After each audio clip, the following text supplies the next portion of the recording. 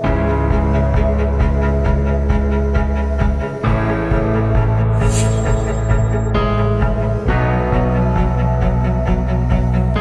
bus milik pemerintah Kota Makassar yang terparkir di Jalan Meranti, Kecamatan Panakukang, Kota Makassar, dibobol maling.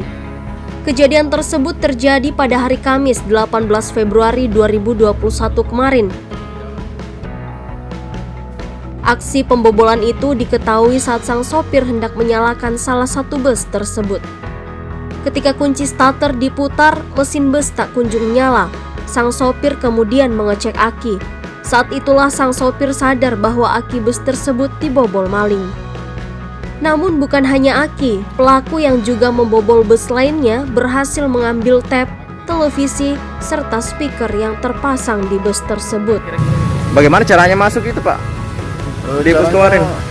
Pakai cungkil kacang ya, bisa ditarik, baru buka kunci dari dalam. Cungkil kacangnya di? Iya. Ini sudah melapor di, Pak? Sudah melapor. Di Panakukang? Jajaran unit Reskrim Polsek Panakukang yang menerima laporan mengatakan pihaknya saat ini telah menyelidiki kasus tersebut dengan melakukan olah tempat kejadian perkara. Ada satu kunci yang diduga dipakai pelaku untuk membuka pintu bus tertinggal pas kejadian, sehingga pihaknya kini melakukan pengembangan apakah kunci berkaitan dengan kasus pencurian tersebut.